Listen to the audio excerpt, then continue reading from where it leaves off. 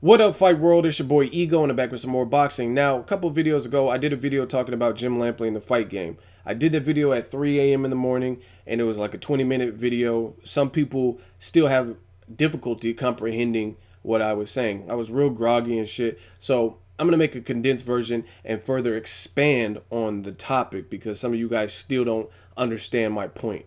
Now, when Jim Lampley was attacking Al Haymon for making bullshit fights, I have no problem with that. I thought it was in poor taste of how it was set up because he's named Al Haymon the person of the year and then went in on him about how he's fucking up boxing, basically. I thought it was stupid. That's one thing. But what he said holds some weight. My problem with that is how biased it is.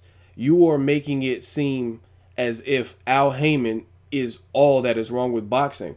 And I know fighters, like really know them, who are signed with Al Haymon, and they've told me there's not really any problems if we present a fight and we really want to push for it within reason. Obviously, if you're a fighter just coming out the gates, you're not going to get Canelo or something like that. But if it's a reasonable fight to be made, they said, and we really present it and plead our case and have the merits for it, Al Haymon will deliver. You know what I'm saying?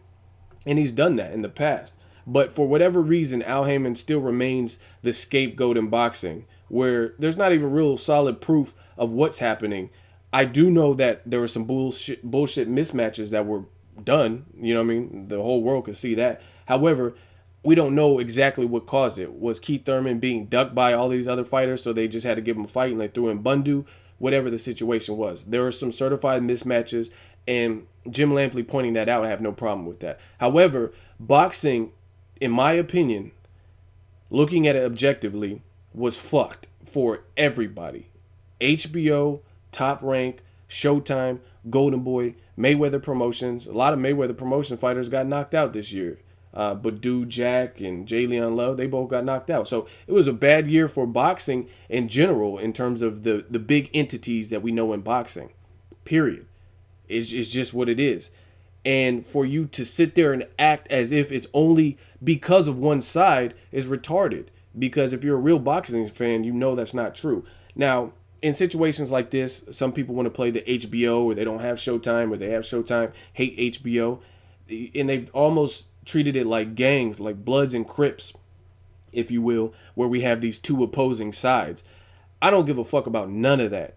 I want to see the best fights made that need to be made. I don't care if they're with Top Rank. I don't care if they're with K2, Mayweather Promotions, Golden Boy. I want to see good fights, good competitive fights. And there's a lot of them. Ruslan Provatnikov versus Lucas Matisse. That's a fight I really want to see. Hopefully things like that can get done. Now, again, Jim Lampley speaking on what Al Haymon has done wrong, that's not the issue. My issue is when you're pushing everything onto Al Haymon and on a show where you're talking about boxing, it's fake because you're not addressing the real issues at hand. You're only giving half truths, and that's my problem. And I don't understand how some people fail to understand. Judging by the comments, you guys don't have good comprehension skills. You know what I mean? For you not to understand the basics of cover it from start to finish. Don't just cover certain chapters. That's what you're doing. You're pulling and choosing. And that's what the media does oftentimes. It's like someone said in the comments. It's like Fox News. And that's what it is. They give you only what they want you to hear. And I understand how business works. But some of you guys sound ridiculous saying, oh, if you had a job with HBO or Showtime, okay, if I had a job with HBO or Showtime, that's not going to change me as a person. I still have an opinion. I still view a fight. If I'm watching a fight, I'm not going to say, oh, Jose Benavidez won because HBO wants me to say that. Fuck, like that doesn't even sound right. I don't give a fuck who I work for. And if you do, and that just goes to show your character, not mine. I'm a natural born leader. I'm not no follower. I don't have to do, I understand someone's writing the paycheck. You have to be respectable and big up your brand and keep integrity with the company you work for. I have no problems with that. But if it has to alter you as a person and you're a puppet and you have no control or creative control, that's not a situation I want to be in. If I got a job with HBO and they said you got to be a fucking zombie and tell only what we want you to say, and you can never speak your actual mind. You can never break down a fight how you've seen it. I don't want that job, straight up. I don't care how much they're offering me. You know what I mean? That's stupid to me. I'm not going to compromise my own beliefs based on anybody, a company or a separate private person or party. That doesn't make sense for me. If they're like, hey, Ego, we need you to do this the gay, you know what I mean, a gay porn scene. Fuck? Hell no. You know what I'm saying? You can get someone else. No disrespect to anybody who's gay, but that's not my thing. For those people who are willing to do that and get fucked on screen, that's cool. Take all the dicks and whatever to your little heart's content. For me, that is personally not something that I'm into or would be willing to be into. I don't care how much money you're going to give me. That's my personal belief. I have nothing against anybody who's gay, but me personally, that's not my cup of tea. So I don't agree. Some of you guys are leaving comments like, oh, if HBO or Showtime was paying you, yeah, doesn't mean they're going to control me. You know what I'm saying? I'm not no fucking universal soldier, no robot and shit. You're discharged, Sarge. You know what I mean? That's not me. I'm not going to let somebody dictate. That's like some Hitler shit, some brainwashing. That's not me personally. If that's you, that's your character. That's not me. And as far as the Jim Lampley, like I said, it's just too biased. And everyone, a lot of times in boxing especially, if someone doesn't side with you, they'll call you biased. Like, I've been called biased. People say, oh, you hate Amir Khan. I don't hate him. I made an actual video protecting him and saying some of y'all are tripping, hating on him for no reason. But then when I think he's getting egregious and saying some crazy demands or making crazy statements in interviews, then I call it down the middle and tell you that shit too. And therefore, I'm biased. That's not what you're getting with Jim Lampley and HBO when it comes to boxing. Jim Lampley clearly has an agenda. Even when they're talking to Freddie Roach, the interviewers talking to Freddie Roach about Mayweather, Freddie Roach was actually being more objective than HBO was. And he has reason, if you will, to dislike Mayweather or have disdain for Mayweather. And he even said on Fight Game that the first negotiations fell through based on Team Pacquiao. Freddie Roach said that on the Fight Game. But you listen to the reporter and then everything she's saying is, oh, Mayweather's scared, right? And this, and snickering and laughing. And it's clear that they have an agenda. Same thing with this personal attack on Al Haymon. Why don't we talk about the real 2014 that we had? I'll do it on my channel, but HBO's not going to do that. They're not going to give it to you real. They're going to downplay everything that's on the other side. And again, that's bullshit to me. Talk about the fact that you had guys like Jesse Vargas who won a light welterweight championship belt in a fight that could have went either way. And people didn't think the fight with Khabib, I don't know how to pronounce his last name, but that fight, that was a very sketch fight, and they gave it to him a unanimous decision. Really do the math. Look at majority of the fights. I'm not talking about fights that had fucked up scorecards, but the right man won. Look at the fights where the scorecards were heavily in favor of somebody, and it was very suspect. Majority of those fights come from HBO televised fights and top rank fights. You look at the Jesse Vargas one I just mentioned. You look at Mauricio Herrera versus Jose Benavidez. You look at Tim Bradley versus Diego Chavez. A lot of the controversial fights, Timothy Bradley versus Manny Pacquiao. Everyone's like, what? How the fuck did this happen? And the fights that seem rigged and fixed and stuff, a good percentage of them come from, and I'm talking about the fights that are just, what? How did you get that? Like fights like Canelo Lara, that's really a pick'em fight based on what you particularly like. You know what I mean? Some people like Canelo's aggression in those middle rounds when he turned it up versus Lara, who was pot-shotting, moving a bit, and wasn't sitting down on all his punches. So in my perspective, that's a harder fight to actually score because it really does depend on your personal preference.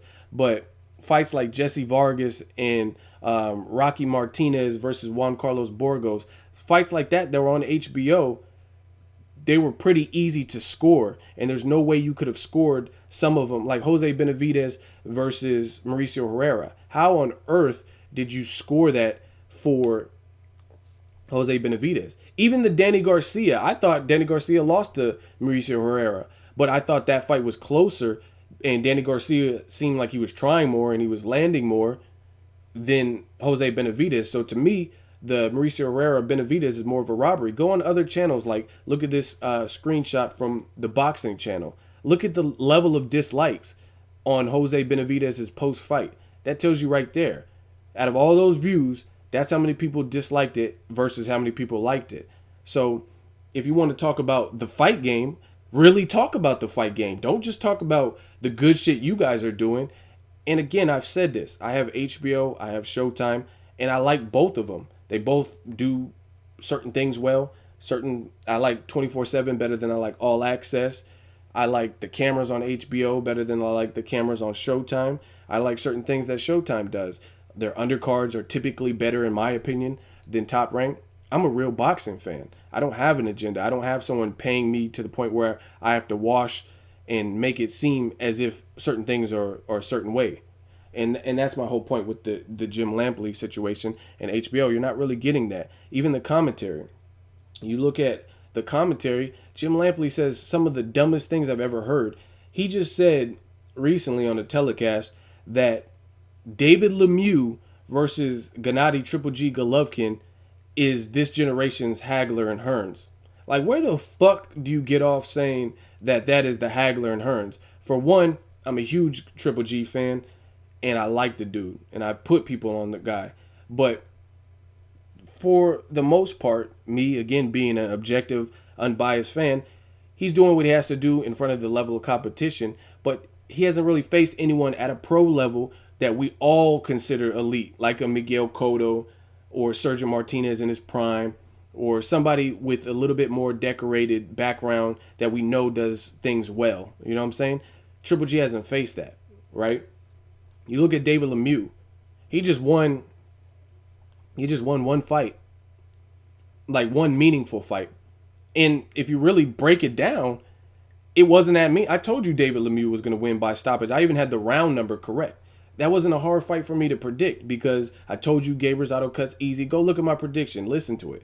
I told you that. I called that easy. You know what I'm saying?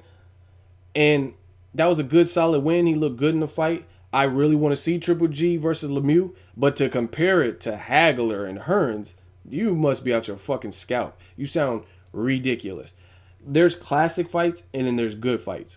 Like Eric Morales versus Manny Pacquiao. Their fights, to me, those are classic fights. Just everything. The atmosphere, the back and forth action in the first fight, things like that. But Triple G versus David Lemieux, where you got two guys who aren't even truthfully fully proven at an elite level. Now, I think Triple G is the man to beat at middleweight, and I don't really see anyone at middleweight beating him. I don't think he's going to get challenged until he moves up to 168. But that's all speculation. You know what I mean? And based on his resume, we can't anoint him as the best. You can't put him in the same breath as the Hagler Hearns without facing those competitions. I don't give a fuck how many title defenses he has. You know what I'm saying? And even look at the David Lemieux versus Gabe Rosado fight. And I'm not saying they need to shit on their company, but y'all be giving credit when it's not even due. Like, Gabe Rosado's tough. He's Philly, and I appreciate it. It was an exciting fight, but really break down the fight. This motherfucker lost, I think, 3 out of 4 of his last fights in boxing. Not no BKB shit. In boxing, he lost. Whether they're controversial, like the J. Leon Love, or you thought he was coming on in the Peter Quillen, he lost. He lost. A loss is a loss is a loss, right? And they're so quick to anoint all these fighters. David Lemieux versus Triple G is the Hagler Hearns. No, it's not. You know what I'm saying? Until these guys, if these guys started knocking out prime, like if Lemieux knocked out Miguel Cotto, a feat nobody has really done. I'm talking about a cold knockout, not where he's still cognizant. I'm talking about knocks him out. Like he's out. That's something different. Then you might make an argument for Hagler Hearns. But again, the agenda is so fake. And even the Gotti list. Rest in peace to Arturo Gotti. I have no problems with the man. True warrior. He's given us all that he had to offer while he was on this planet. True classic fights. Tons of heart. But the Gotti list, this is a guy who has been repeatedly beat. And I understand like paying homage or commemorating somebody, but you're commemorating a guy, the Gotti list. And then the people you put on currently have nothing, they don't have shit to do with Gotti. If you look at Gotti's style and him having heart, The fuck? The people you put on, they put on last week, Vasil Lomachenko and Steve Cunningham. Like, that's cool, but what the fuck is a Gotti list, man? Shut the fuck up with that.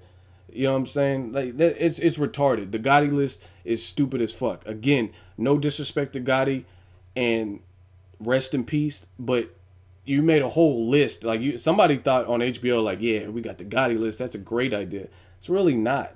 It is, to me. That's just my personal opinion. I think it's pretty stupid, and it's stupid because a lot of the boxers nowadays act like fucking pussies. So to even put him on the Gotti list is suspect to me. You know what I mean? Gotti used to get his lip in the, I think it was the Alfonso Gomez fight. His lip was cut the fuck up, and he was still at least trying. Gotti was getting pieced up by Mayweather and beat to the punch and just battered. And his corner buddy was like, I gotta end it. He's like, I gotta stop it. I gotta stop the fight. And Gotti was like, no, please, one more round. And his corner stopped it anyway. But that motherfucker had heart. Watch the Mickey Ward fights. He really had heart. So it's almost disrespectful to even put a lot of these current fighters even in the Gotti list. You know what I'm saying? Like, they're not showing that much heart to me. A lot of them. They're definitely not showing, you know what I mean? They're definitely playing by the new age rules of boxing is a business. So to me, the Gotti list is stupid. And I don't even think a lot of people even meet the criteria to be mentioned in the same breath as Mickey Ward and Arturo Gotti and the type of fights that they had and put on. You know what I mean? Vasil Lomachenko, he's a great fighter. He's an excellent fighter. He's an up-and-coming guy to watch. I really enjoy Vasil Lomachenko. I've made separate whole videos based on him alone. But because he fought with an injured hand and it wasn't even a broken hand, he's on the Gotti list. Like, that's stupid. Like, I'm not saying that doesn't take anything. Of course, fighting with the injury takes anything, but Nonito Donaire did that. He fought, I think it was in the Wilfredo Vasquez fight. He had his hand and it was all busted up and swollen. And Jeffrey Matabula had a broken jaw when he was fighting against Nonito Donaire. So, I mean, stuff like that, injuries. Gary Russell Jr., I've seen him fight with a broken hand or fractured hand. He fought in one of his fights. That's pretty common, you know what I'm saying? To fight with a messed up hand. Chad Dawson recently fought with one hand. This happens all the time. So you're going to put all them motherfuckers, Gary Russell and Chad Dawson, on the Gotti list? Come on, man. Get the fuck out of here. Fuck that show. That's why I don't watch it. Leave me the fuck alone about the fight game. And that's all I got to say. Make sure you like my video. As always, hate, comment, and subscribe. Till next video is Ego signing off.